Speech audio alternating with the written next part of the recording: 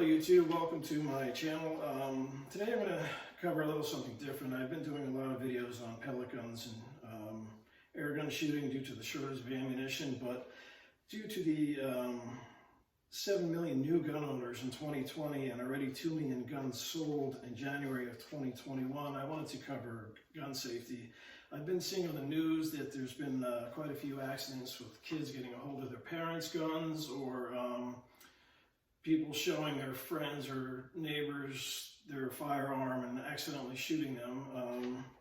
So I'd like to cover gun safety. There are classes that you can take that I'd recommend. There's hunter ed courses, which it's not just about hunting, it's also about firearm safety. It doesn't mean you have to hunt just because you take the class. There's also some states will offer concealed carry classes, so that would be another good one. They will also teach you some of the laws in your state too of when and how to use a firearm. I'm going to cover some of the rules right now. The rules, there's 4 main rules.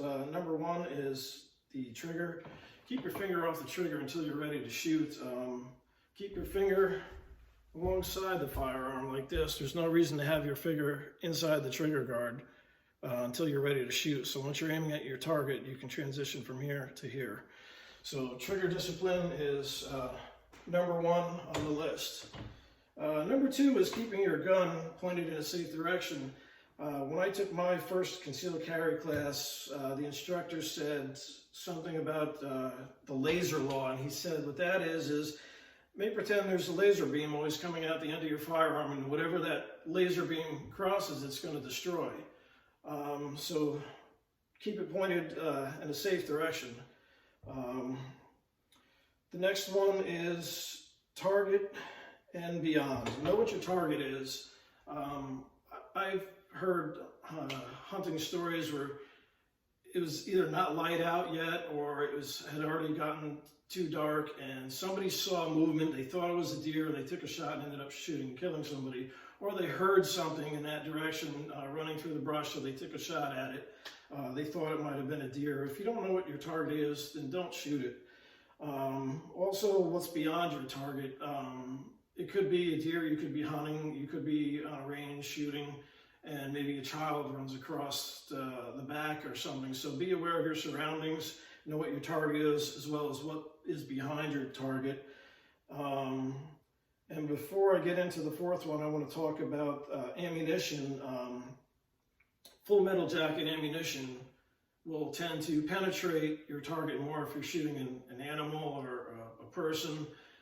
So you got to be aware of what's on the other side of that animal, or on the other side of the target.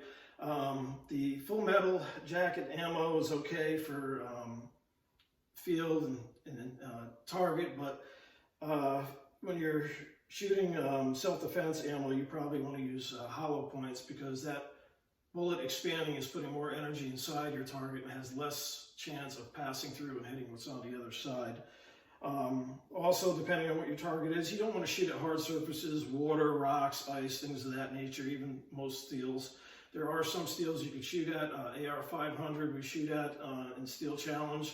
You want that target to at least be 10 feet away, and again, I prefer using lead ammo for steel targets because it more or less splatters and disintegrates, whereas if you use a copper jacket, a lot of times that jacket will come back and cut you, although it may not be deadly. It can, it can scratch you and draw blood even. So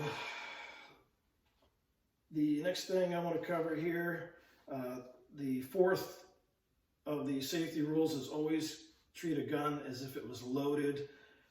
That one I put last because I don't always believe in that. There are times that, like us competition shooters, will dry fire practice, and that's, you pick a wall inside your house and you put targets on it and you shoot at that target with dummy ammunition or no ammunition at all.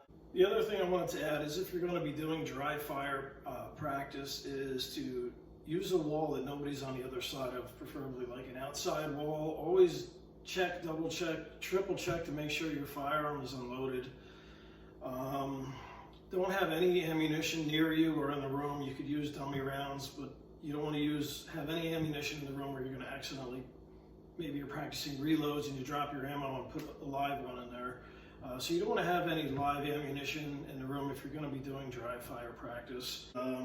So in that case, you wouldn't be treating the gun as if it was loaded. Also, if you have a squib load in which you have a primer but no gunpowder, it pushes the bullet into the barrel, and now you have an obstructed view, in which that case you would take a wooden dowel and push it down your barrel, which you wouldn't do with a loaded gun, but you would want to remove your magazine and any ammunition before you do that. So you can't always treat a gun as if it's loaded, but it is still a good rule to follow. That's why I put that one on the end. The other things I wanted to touch base here on as far as safety is storage. Probably the best storage is a safe. Safe that can be bolted down to the wall. The reason why this is better than the other ones I'm going to mention is because it also prevents theft, and nobody can even handle the gun or mess with the gun. They can't even get access to the gun, where other methods like that I'm going to discuss here, the cable lock and trigger lock, they can get the gun and they can steal the gun and take the lock off later. So the safe is probably the best way to keep your gun safe. There are all different sizes, big, heavy, several 100-pound units that are bolted to the floor, to little, small shoebox size ones that use your fingerprints. Some of them use combinations, some of them use keys. There's all different methods, whatever you think is going to work best for you. Being that I talked about the safes, I'm going to show you about the gun locks here. Let's bring this one up here. This is a break barrel type of an action. Okay, I'm going to open the action. On this type of firearm here, you can't really use a cable lock. So in that case, you would use, and these are fairly cheap, a trigger lock, in which this just locks over top of your trigger guard, and nobody can access the trigger. Somebody can still steal your firearm, but and probably get the lock off later, but they can't access it. It's good to keep children out, especially. So this type of a firearm, it's good to use a trigger lock. Trigger locks also work on various other type of firearms. If you don't like the trigger lock, there's other ways to lock up your firearms. This one here I'm going to show you is the cable lock. There's several different ways to use this one. Again, treating guns always as if they're loaded. You wouldn't do this to a loaded gun, obviously, but you can put the cable through here and lock it this way. That's one way. You could also put the cable lock down through the action and out the magazine well and lock it that way, and then that way the action cannot close. You cannot put a magazine in there. That's another way to use the cable lock. I recommend ones that have plastic coating like this, so if you do put it down the barrel, it's not going to scratch your barrel, especially if you got like a target barrel. This here is a revolver. A trigger lock will work on this as well. This barrel, you can see, is too long to get the cable lock through and lock it. So in this case, you can put it right through the action like this and lock it. You could also put it through the cylinder itself and lock it this way, so you can't close the cylinder.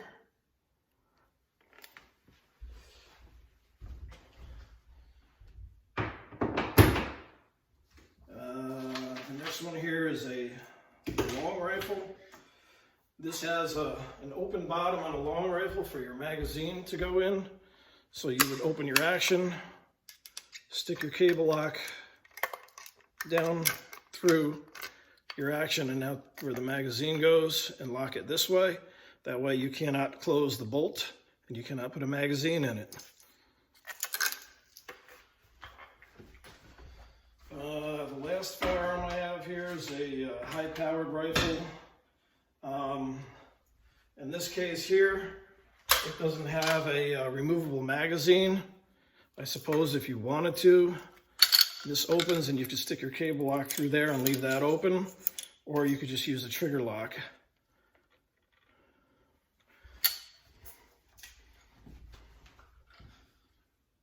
So these are common guns found. Also a pump action shotgun or semi-auto shotgun is the same way. You can put it You can put it in through the top of the gun and out the bottom. You just got to snake it past the lifter or carrier. And the final thing I wanted to talk about here is insurance. There's different types of insurance. You may have insurance for theft in case your gun was stolen.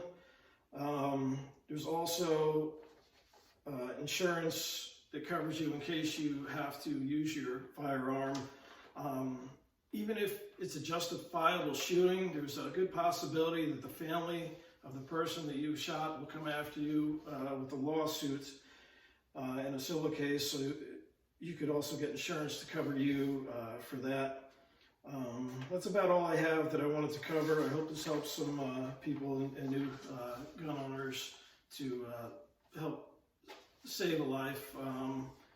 A lot of these accidents can just be avoided. So bottom line is, gun ownership is a real, it is a right, but it's also a responsibility. You have to be responsible. You should really educate yourself, take classes, courses, join a gun club and ask people. People are always willing to give you their opinions. Some are right, you know, some are wrong, some are good, some are bad, but it's always a good idea to, you know, educate yourself is what it comes down to, and avoid accidents. We don't want to give politicians any more excuses to take away our rights. So I hope this was helpful. Please like and subscribe. Thank you.